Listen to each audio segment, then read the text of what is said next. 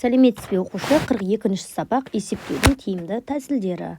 Бірінші есепте сандарды қосу және азайту тәсілдеріне қара, қай есеп тәсілі тиімді. Яғни бұл жерде бірінші есепте бізде 16-ды 49-ға қосқан.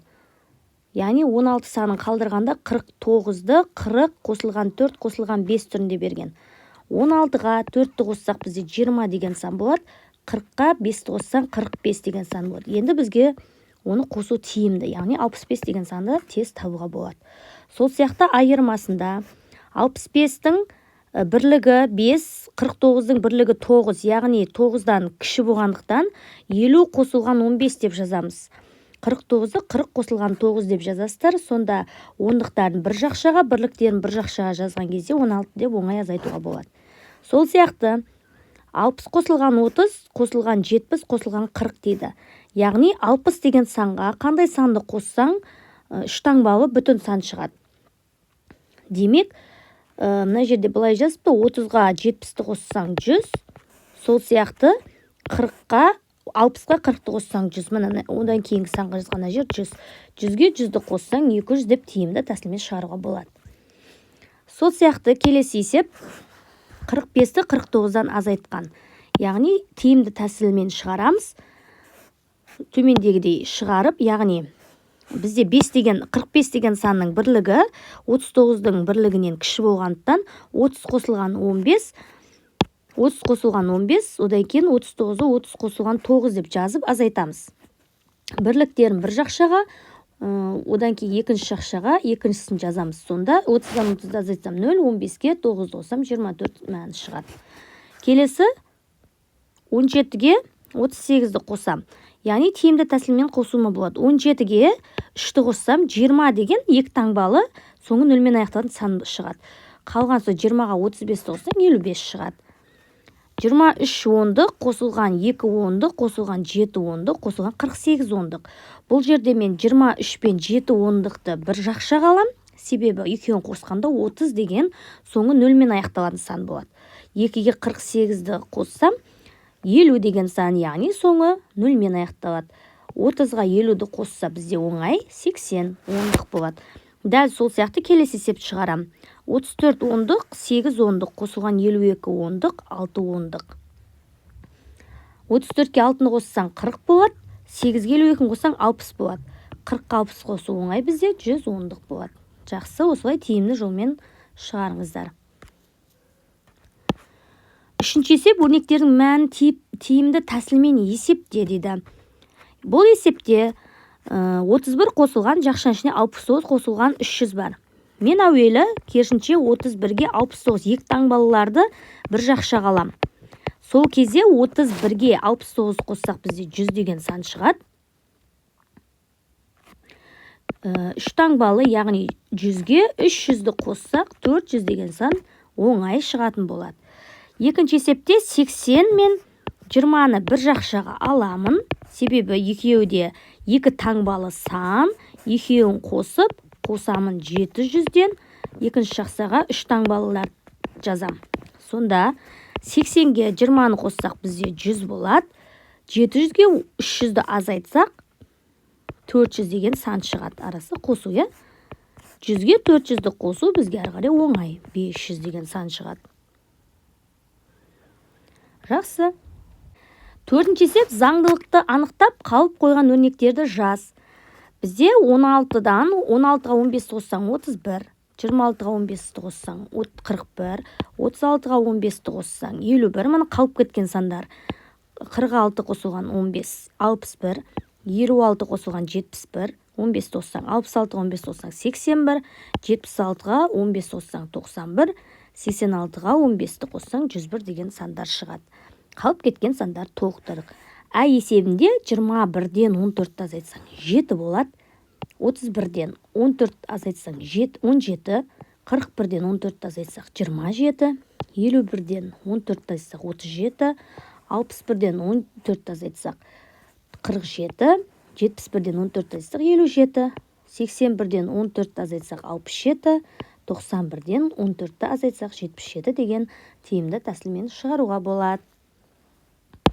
Бесінші есеп, есептерді шығар. Шахмат үйірмесіне 20 ұл және 15 қыз қатысты. Шахмат үйірмесіне барлығы неше бала қатысты? Берілгені жазылған. 20 ұл, 15 қыз барлығын табу керек. 20-ға 15-ті қосып тиімді тәсілмен есептесек болады. 20, 15-ті 10 қосылған 5 деп, 20-ға 10-ды қоссаң 30, оған 5 қоссаң 35 деп тиімді тәсілмен шығарсақ болады. Екіншісі, көркем сөз үйірмесіне 32 бала қатысты мына. Оның 13-ші жоғарғы сынып. Ал қалғандары бастауыш сынып оқушылары. Көркем сөз үйірмесіне бастауыш сыныптың неше оқушысы қатысты? Соны табамыз. Демек, 32-ден 13-ті азайтамын. 32-нің бірлігі 3-тен 13-тің бірлігінен кішкентай болғандықтан 20 қосылған 12 деп алсаң да 32 болады. Ал 10-ға 3-ті қоссаң 13 болады. Сонда ондықтарын бір жақшаға, бірліктерін екінші жақшаға жазамын. 10-нан 10-ға 9 болса 19 деген сан шығады. Жақсы. Сонда бастауыш сыныптан 19 бала қатысады екен көркем сөз үйірмесіне. 6-шы есеп, диаграмма бойынша сұрақтарға жауап бер. Бірінші, сурет салу үйірмесіне неше бала барады?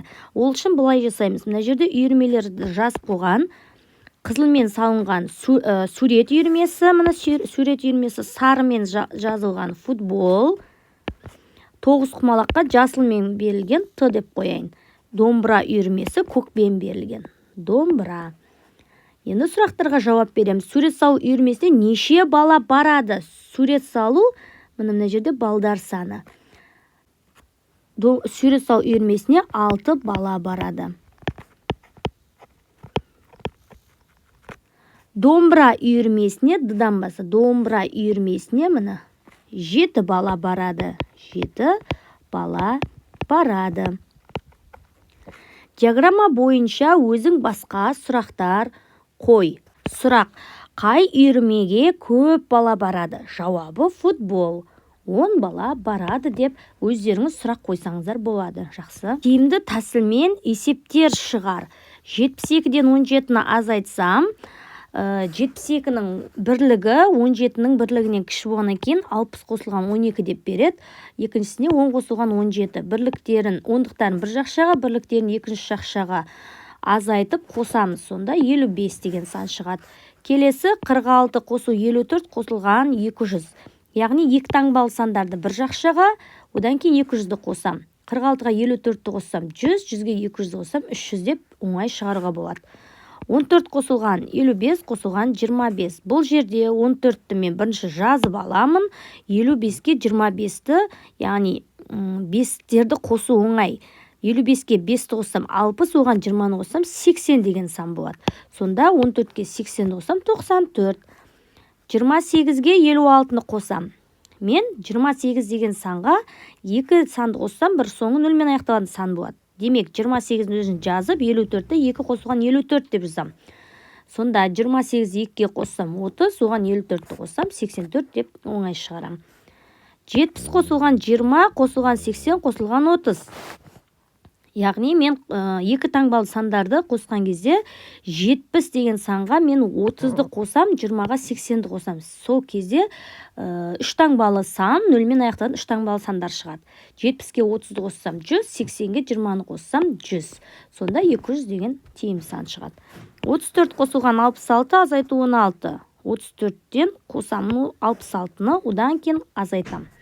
34-ке 66-ны қосам 100, 100-ден 16-ны азайтамын. Яғни 90 қосылған 100, 16-ны 10 қосылған 6 деп жазып аламындағыны.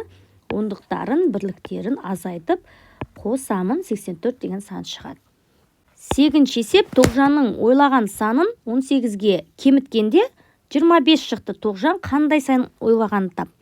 Яғни мынандай теңдеу құрамыз. Сонда x тең 25 қосамын 18. X тең 25-ке 18-ді қосам. Яғни 25 қосылған 5 қосылған 13 деп жазам. Сонда x тең 25-ке 5-ді қоссам 30 қосылған 13. X тең 43 деген сан. Сонда жауабы Тоғжан 43 деген сан ойлады. Жақсы балдар, зейіндерің ашылсын. Менің келесі сабағыма тіркеліп қойыңыздар.